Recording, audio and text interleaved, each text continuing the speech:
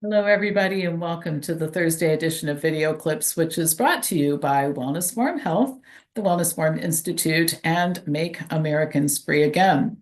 Lots of stuff to share with you today, but I'll just start with a couple of announcements. One is our Cancer Summit, which is coming up on March 22nd. Well, 21st and 22nd. I added a Friday session because we have so many marvelous speakers, we can't fit it into one day. So our special guests already lined up are Daniel Orrego, who's going to talk about press pulse therapy for cancer treatment, the judicious use of keto diets for advanced cancer.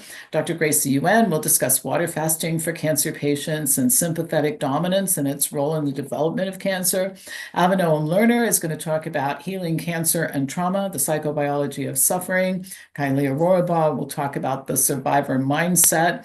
I'm going to talk about cancer as a metabolic disease, and we have a whole panel of cancer survivors and cancer patients to share strategies with you and the people who you care about who have cancer. So this is going to take place Friday, 21st of March and Saturday, 22nd of March. That's here before you know it. So make your registration, get your registration in now. I think we already have a couple hundred people signed up for this, and we're going to sell it out. Lots of other topics I'll add in speakers. I'll keep you posted on that. And then also remember, you can start a food over medicine club or a tribe for Make Americans Free Again in your area, something to think about. All right, so I just have to share this with you. It was sent to me by one of my MAFA friends. It comes under the category if you can't make this stuff up, right? The CDC website is being purged of a lot of its garbage right now, as I'm sure you've seen in the news. But what they still do have a lot of is COVID-related information, pages upon pages, millions of pages of COVID. And one of my good friends found this page on COVID-19 and pets. And so anyway, the experts at CDC report that people can spread COVID to pets during close contact, but the risk that the pet gets seriously ill is pretty low. Transmission from pets to humans is also very low. Yet all over the world, cats and dogs have been infected with COVID, they tell us. So the CDC's advice, I hope you're sitting down and this gives you a little bit of something to chuckle about. Don't put masks on pets. They can be harmful.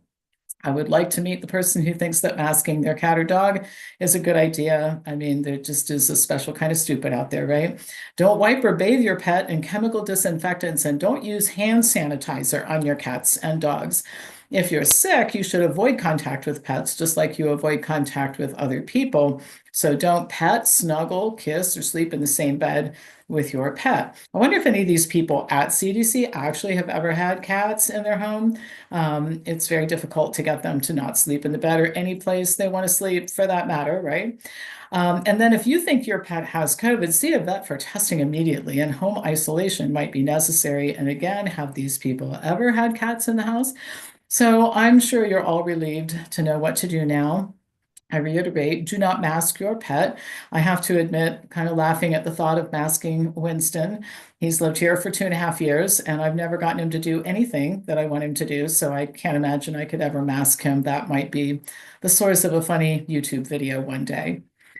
All right, so let's get a little bit serious now. Hopefully nobody listening to this has any ideas about masking their cats and dogs, right? But some good news. New documents are being made public every week that really help our litigation. For example, a FOIA request made by another group resulted in this lovely piece. Investigator Ben who is the right-hand person for the so-called Bat Lady at the Wuhan lab and is thought to be patient zero. I've written about this extensively before. First person in the world to actually get COVID.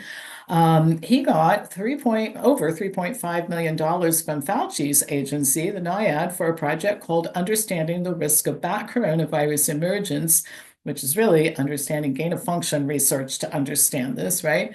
The location of the project was listed as Eco Health Alliance and international field and lab locations, one of which is the Wuhan lab.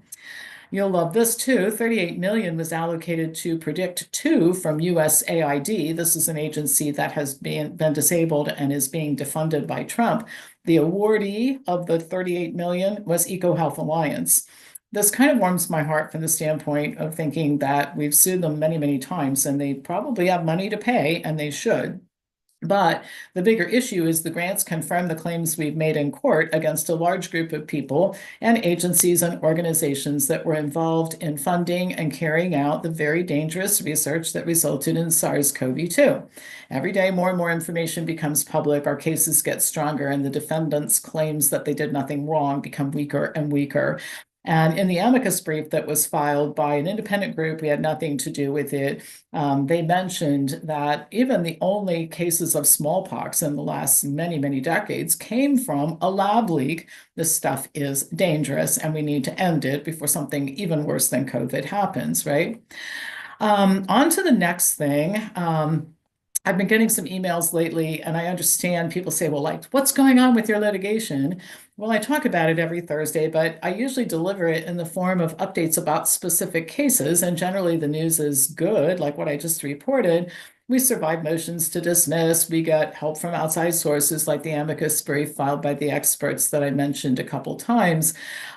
We add plaintiffs to existing lawsuits and go after more targets, right?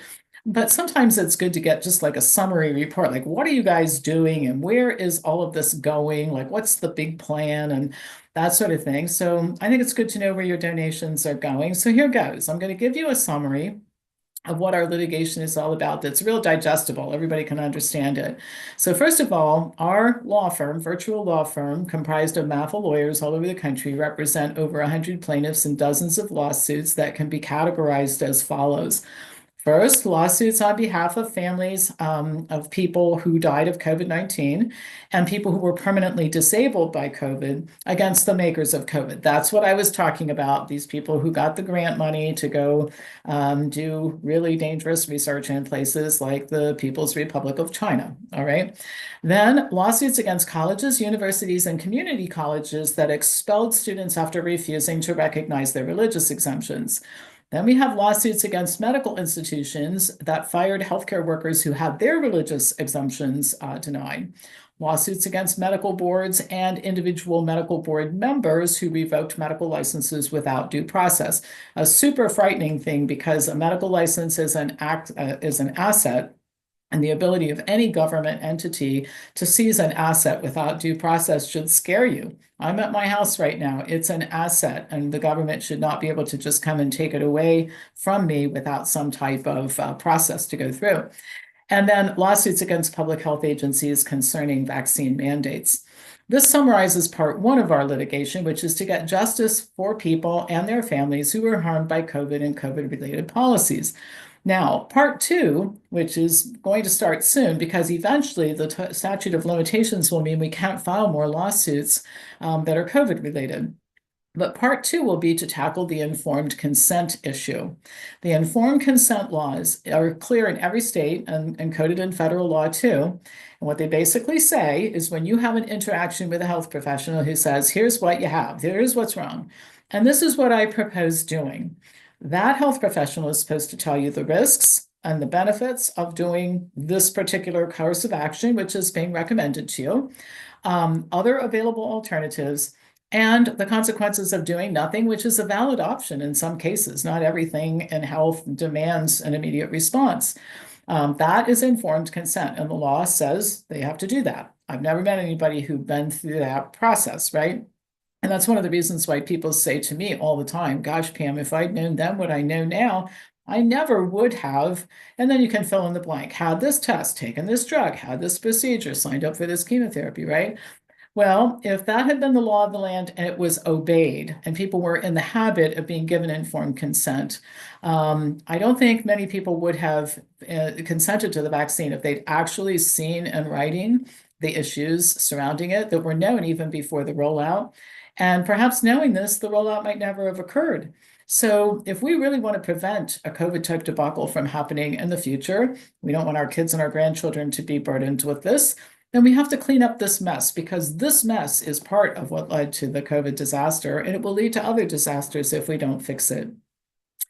And then I'm going to finish by telling you why we need to remain diligent. And when I tell you this, I don't want to be a Debbie Downer, but the other thing is we all experience what happens when you put your head in the sand and you think these problems don't really pertain to you, or you can't do anything about them, or you don't do anything about them in 2020. All right, so here's what I'm getting at. Even Trump doesn't today, I don't think, understand informed consent.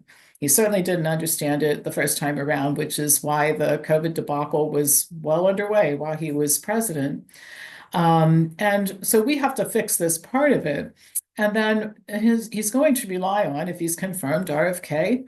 And RFK would be a breath of fresh air, whatever you think of him, compared to the career bureaucrats and the swamp creatures that have risen up like Fauci and Collins to run these agencies. But I'll tell you, he secured Senator Cassidy's vote when they were voting him out of the committee to take it to the Senate floor.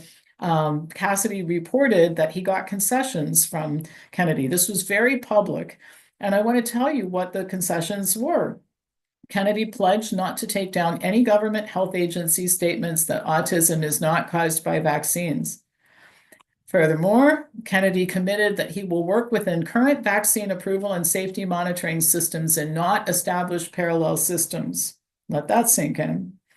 Even worse, he said Kennedy promised to honor decisions by the Centers for Disease Control and Prevention's outside panel of experts known as ACIP, Advisory Committee on Immunization Practices, without changes. Without changes. All right, so the first thing is, I understand everybody's between a rock and a hard spot. RFK wants to get approved, and if he's not confirmed, he can't do anything.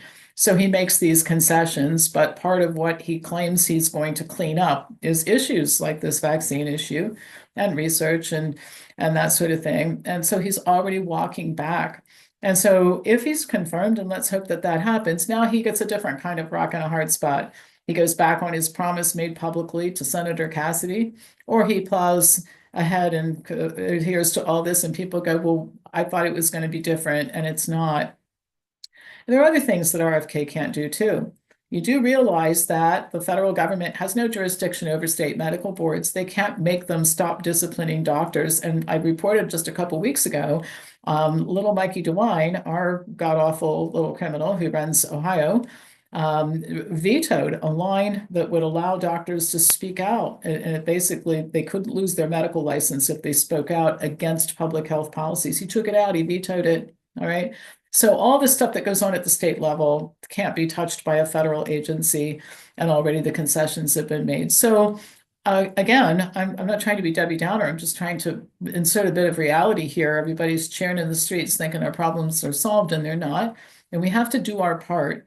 And I'll just say on my own behalf, and I suspect that it's true for a lot of you. I always thought I was such a good citizen because I always voted, and once in a while I'd show up for a meeting about something.